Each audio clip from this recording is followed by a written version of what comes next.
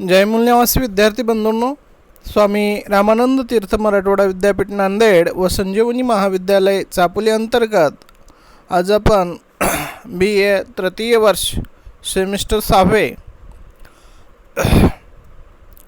विषय पाली ऑप्शनल पेपरचे नाव व क्रमांक 11 भिक्खू पाथिमोक व थेरगाथा या पेपरमधील मालुक्यपुत्त थेरो हा पाठ आपण या ठिकाणी पाहणार आहोत। पहा,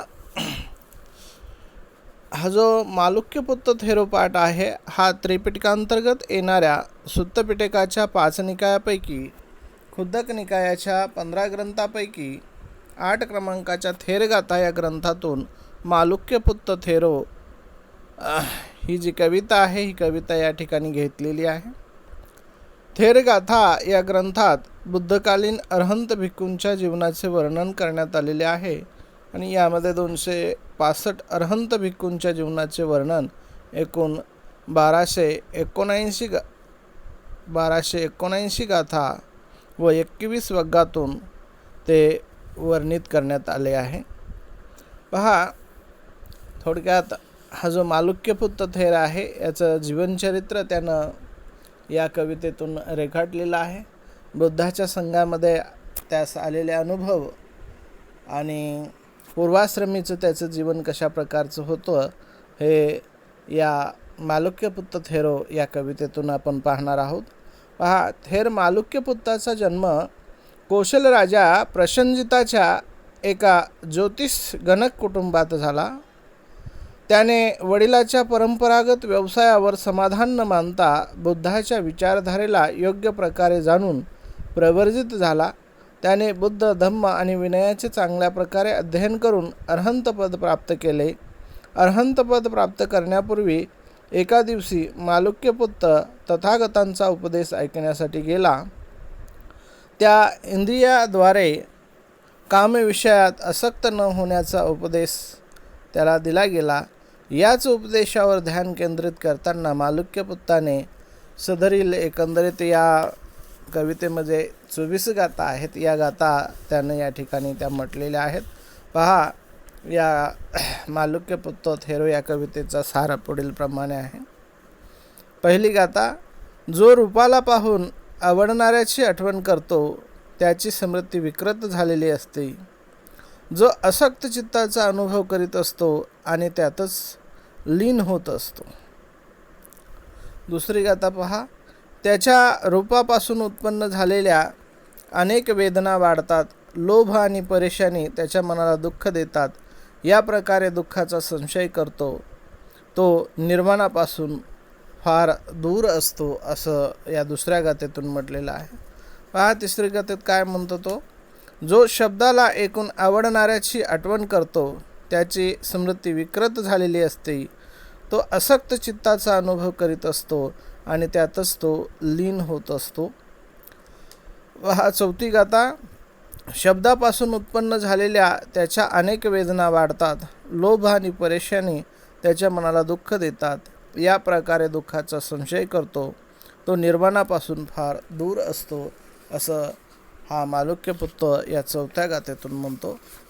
पहा, पाचव्या गाथेत त्याने काय म्हटलेलं आहे, जो गंधाचा सुवास घेऊन आवडणाऱ्याची आठवण करतो त्याची स्मृती विकृत झालेली असते आणि तो असक्त चित्ताचा अनुभव करीत असतो आणि त्यातच तो लीन होत असतो, असं त्यांनी या पाचव्या गाथेत म्हटलेलं आहे। पुढं तो म्हणतो की गंधापासून उत्पन्न झालेल्या त्यांच्या अनेक वेदना वाढतात। लोभ आणि परेशानी त्यांच्या मनाला दुःख देतात। या प्रकारे दुःखाचा संचय करतो तो निर्वाणापासून फार दूर असतो, असं त्यांनी या गाथेतून म्हटलेलं आहे। जो रसाला पिऊन आवडणाऱ्याची आठवण करतो त्याची स्मृती विकृत झालेली असते। तो असक्त चित्ताचा अनुभव करीत असतो आणि त्यातच तो लीन होत असतो। पहा, त्यापुढची गाथा, रसापासून उत्पन्न झालेल्या त्याच्या अनेक वेदना वाढतात। लोभ आणि परेशानी त्याच्या मनाला दुःख देतात। या प्रकारे दुःखाचा तो संचय करतो आणि तो निर्वाणापासून फार दूर असतो, असं या ठिकाणी हा मालुक्यपुत्त थेरो म्हणतो।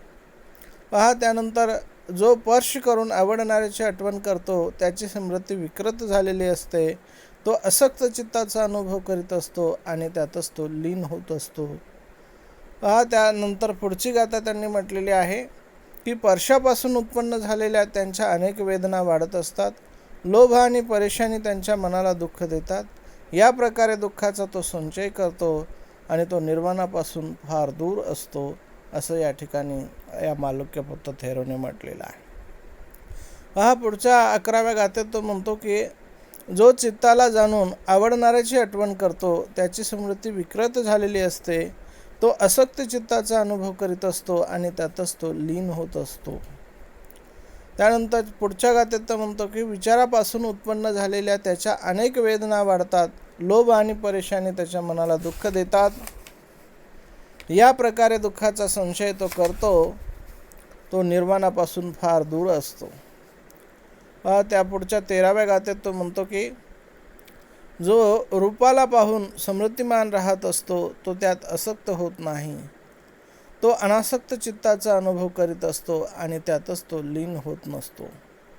जो रूपाला पाहून त्याचा अनुभव घेऊन त्याचा त्याग करतो आणि त्याचा संचय करीत नाही, या प्रकारे स्मृतिमान होऊन आचरण करतो, तो या प्रकारच्या दुःखाचा संचय करीत नाही.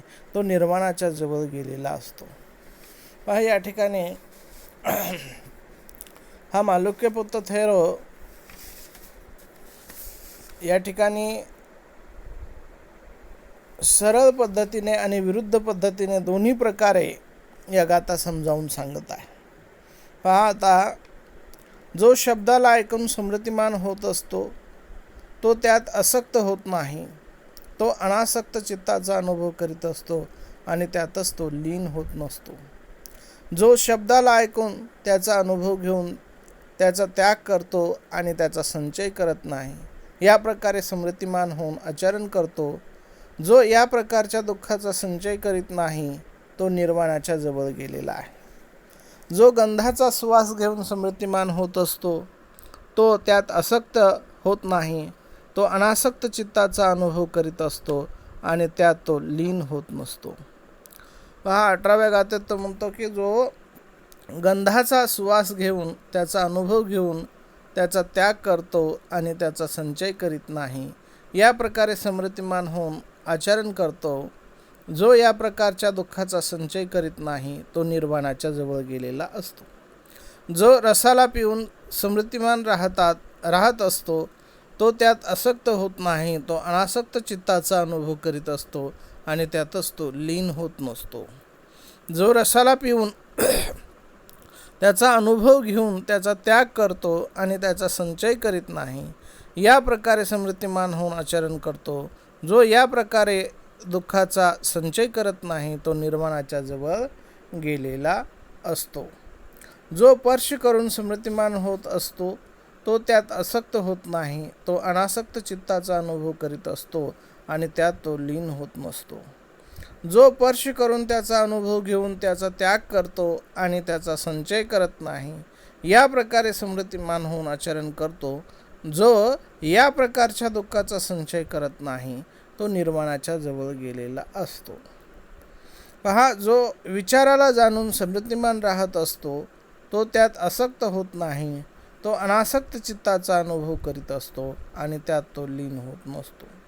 जो विचाराला जाणून त्याचा अनुभव घेऊन त्याचा त्याग करतो आणि त्याचा संचय करीत नाही, या प्रकारे स्मृतिमान होऊन आचरण करतो, जो या प्रकारच्या दुःखाचा संचय करीत नाही, तो निर्वाणाच्या जवळ गेलेला असतो. अशा प्रकारे पाली साहित्यात मालुक्यपुत्र थेरोच्या जीवनचरित्राविषयीची माहिती आपणास मिळते. अशा प्रकारे ही जी मालुक्यपुत्र थेरो ही जी कविता आहे, ही कविता एकंदरीत या कवितेमध्ये 24 गाथा आहेत आणि या मालुक्यपुत्र थेरोने या ठिकाणी त्याला जे काही बौद्ध भिक्खू संघामध्ये आलेले जे अनुभव आहेत, हे अनुभव त्यानं या ठिकाणी वर्णित करण्याचा प्रयत्न या ठिकाणी केलेला आहे. आणि आपण ही कविता पुढील तासिकेतून या ठिकाणी पाली आणि मराठीतून समजून घेऊया. आपण या ठिकाणी आज थांबूया. पुढील भाग आपण पुढील तासिकेतून पाहूया.